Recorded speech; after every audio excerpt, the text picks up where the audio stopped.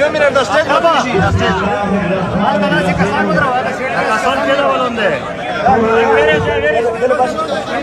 درانو عزتمنو ډېر تاریخي کام افریدي بیماري او نور چې څومره په دې سیمه زموږ پښتانه پراته دي ټول ته په پښتانه مینه باندې سلام کوم. السلام علیکم ورحمت الله وبرکاتو. اول تپوس دا درنه کوم چې د خپلې خاورې دپاره چې کوم مزاحمت،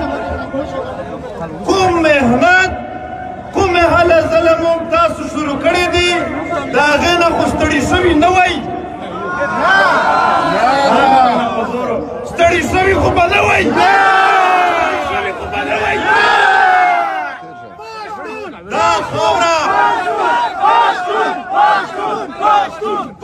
دا خاوره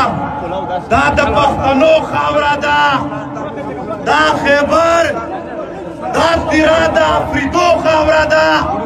په دې کې چې اوس هم وګورې د مغولو او د پیرنګیانو ککرې پرتې دي، ماتې کړي دي. دغو قومونو دغو خلکو په خپله خاوره کله هم پردي نه دي زغملي. موږ ته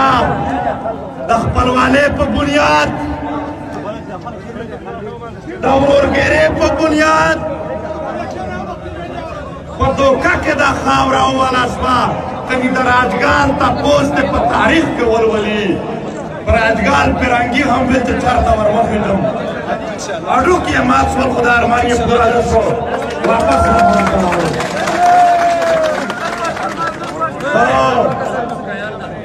دا ملګري لږ خاموش شئ.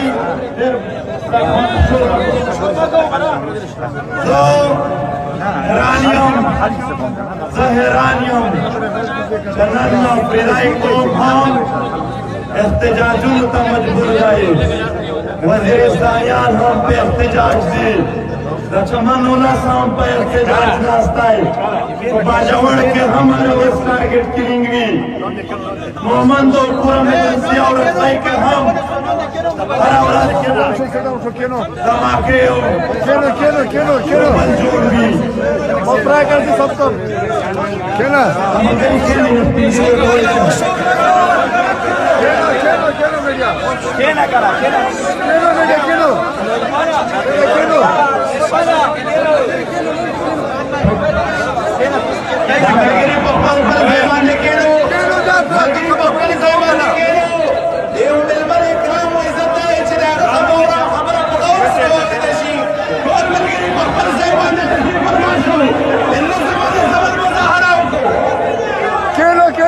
कैमरे वाला खेलो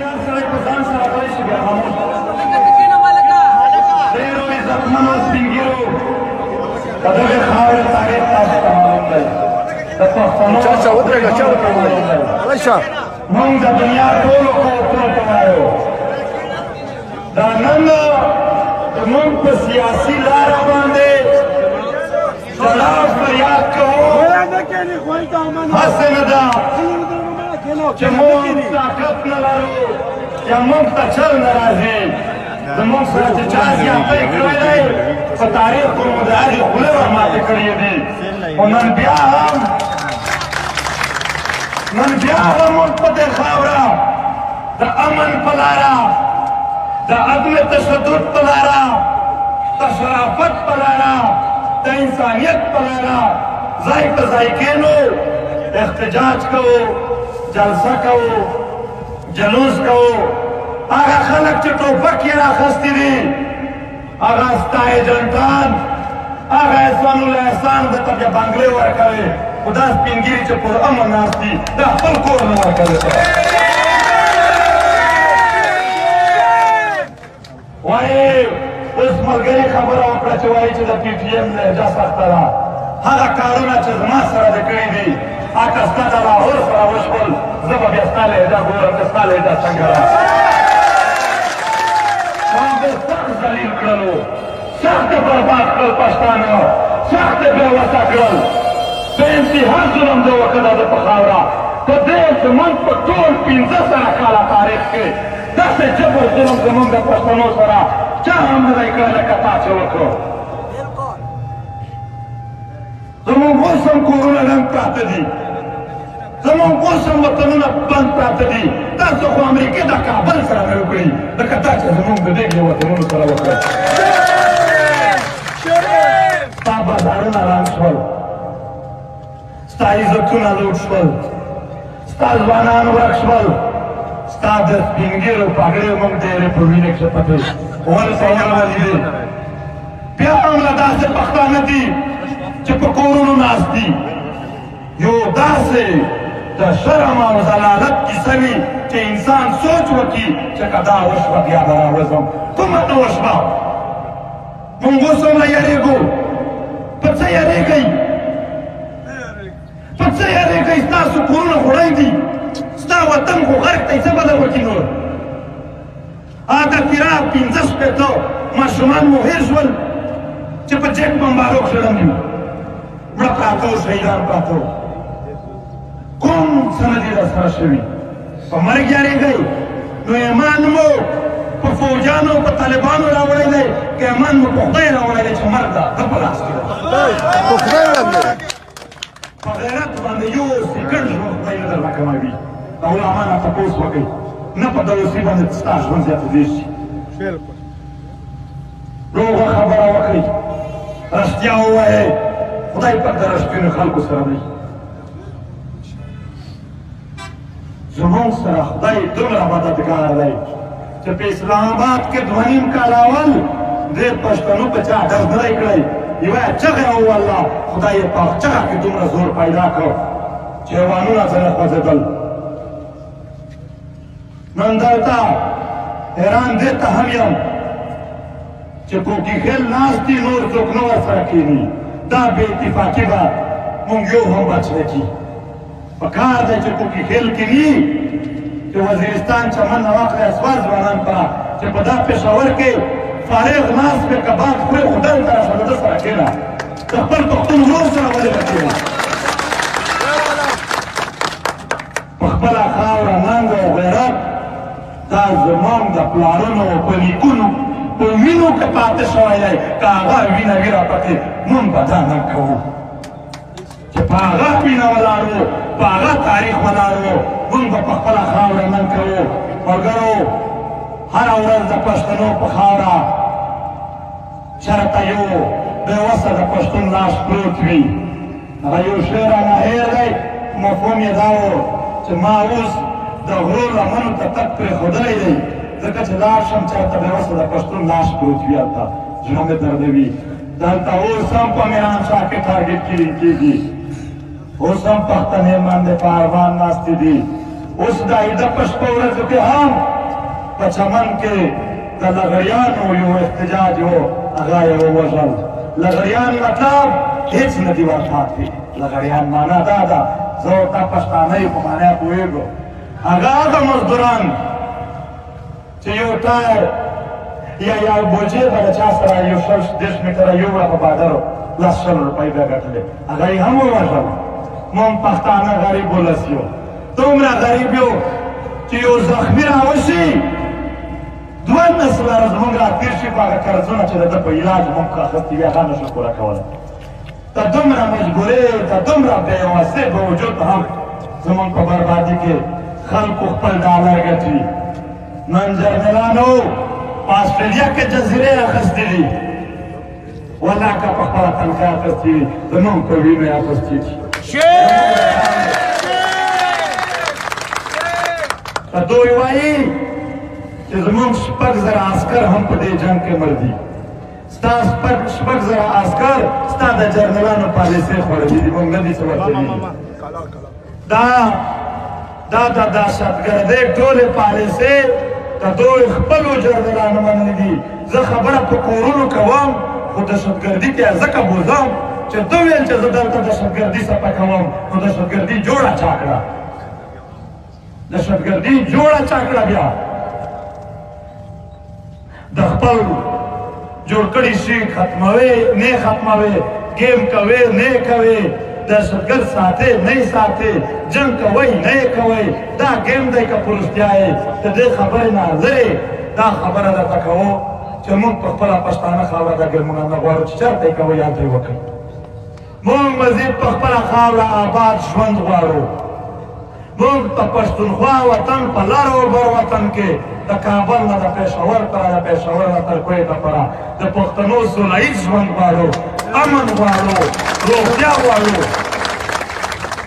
هغه خیبر زه بار بار دا کیسه کوم هغه خیبر چې یو چوکیدار هم راځي چې واپس ځي عربپتي جوړ شوی وي د هغې خیبر ځوانان د پېښور په هوټلونو کې پلیټونه صفا کوي مزدوري کوي خپل وسایل یې ځنې وړي دي خپلې لارې یې پرې بندې دي د راجګال غرونو لرګۍ چاته پته ده تر ټولو ښه میز تر ټولو شل مرې قیمتي هغه د هغو غرونو د لرګو نه جوړېږي ستا د ټول بجټ خو د هغو د 5 لرګو برابر نه دی خو نن دې خوښه کړې ده چا د ځان ته پرېښودل کوکي خیر دې په ګرمۍ کې سوځي ته د تیرا یخني خوره دا موږ نه در سره معلوم دوی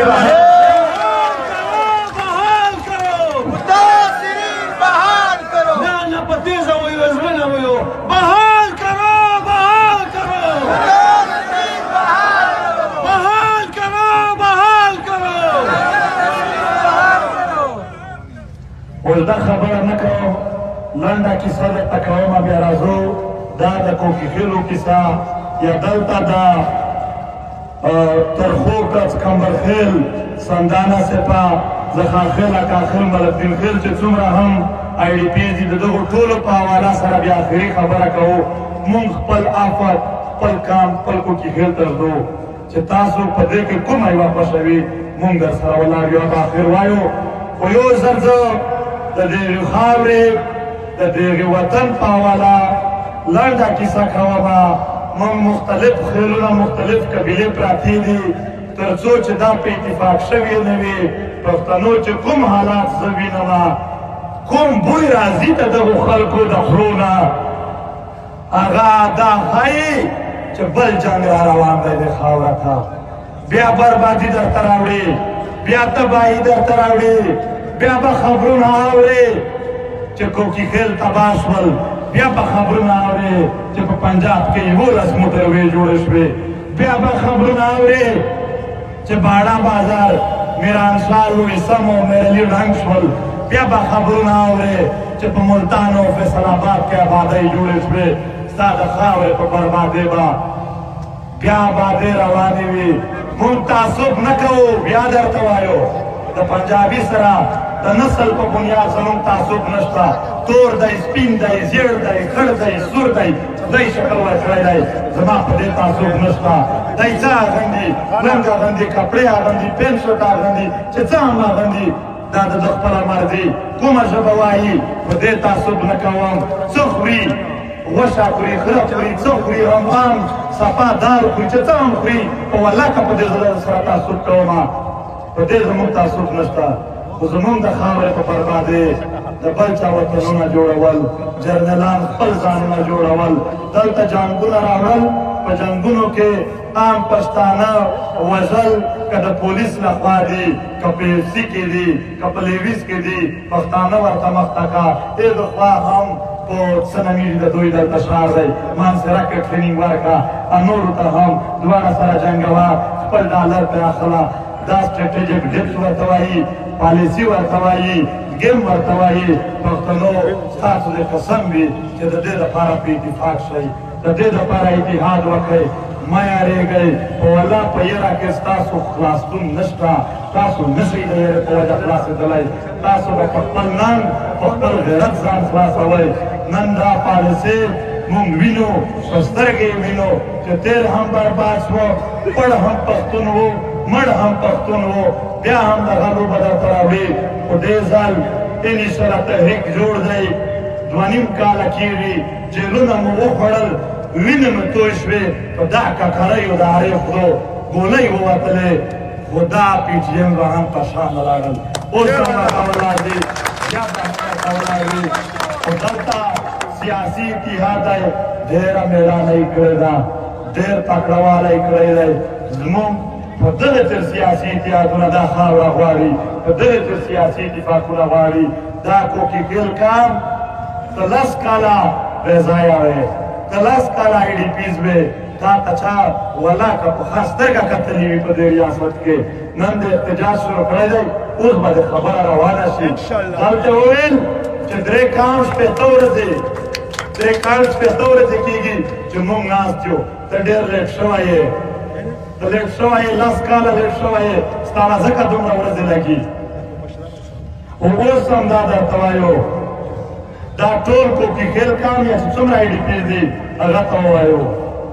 خیبر ایجنسي که مو جلسه خوښه وي په ټولو پښتنو غږ درته کوم دلته به ټول پښتانه درته کښېني تاسو به خبره ورته کوئ دا مو نه وي خوښه د وزیر اعلی وزیر اعظم دا خو ستاسو نامونه دي مونږ به یې درته واخلو د کور کمانډر یا چیف اف آرمي سټاف د کور مشر هم چې درنه کوي مونږ درسره یو دا مو نه وي خوښه درېیم بیا دا درته وایم چې دوی بارې هم په ریډیو ویلي دي چې مونږ خو علاقه نه ده بند کړې خلاصه ده د کوکي خیلو علاقه خلاصه ده دوی دا خبرې کړې دي بیا مونږ دې کام ته وایو سبا ته فیصله کوه چې مونږ ځو نه د چا سره مذاکرات کوم څه کوم زه به په اول ګاډي کې درته ناست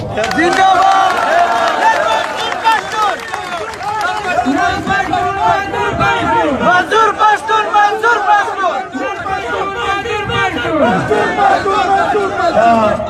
دا زموږ د خاورې خلک پښتانه زنده باد نو په ټولو کې چې کومه تاسو ته اسانه وي کومه فیصله تاسو کوئ د هغې اول مورچه د حاضرې والا ځای په هغه کې به موږ درته ودرېږو درته په سر وو هېڅکله چې پروا مې وساتئ د چا پاتې شول د دې درنې منتظمین ته یا به څوک دړکې ورکوي یا به څوک سخته ورته وایي یا به څوک دمکې ورکوي زه به لنډه خبره درته وکړمه د دې ټولې درنې د شپېتو ورځو که اف آی آر کټ کوي که جیل کوي که څه کوي هغه دې په ما پسې ولیکي عام خلک دې نه تنګوي او عامو پښتنو ته هم وایم چې د خپلې خاورې دپاره چې جیل نشي خوړلی سخته نشي تېرولی د دغې خاورې اوبه څکل بیا په تاسو نه دي د خپلې خاورې اوبه چې څکو د دې دپاره به ننګ هم کوو په خپوړو مو په دې خاوره کې کړي دي د دغې خاورې ونې مونږ ته لرګي را کړي دي د دغې خاورې سیندونو مونږ ته اوبه را کړي دي د نظر ښکلا د زړه سکون او دلته زمونږ ویاړ زمونږ خاوره ده د دې خاورې دپاره نن غیرت به ټول مشترک او د ټولو خوښه ده لاس چکوي داسې نه ظالم ته چې لاس چکوي داسې خدای مو خوشحال لره خدای مو آباد لره پښتونخوا وطن زنده‌باد پښتونخوا وطن زنده‌باد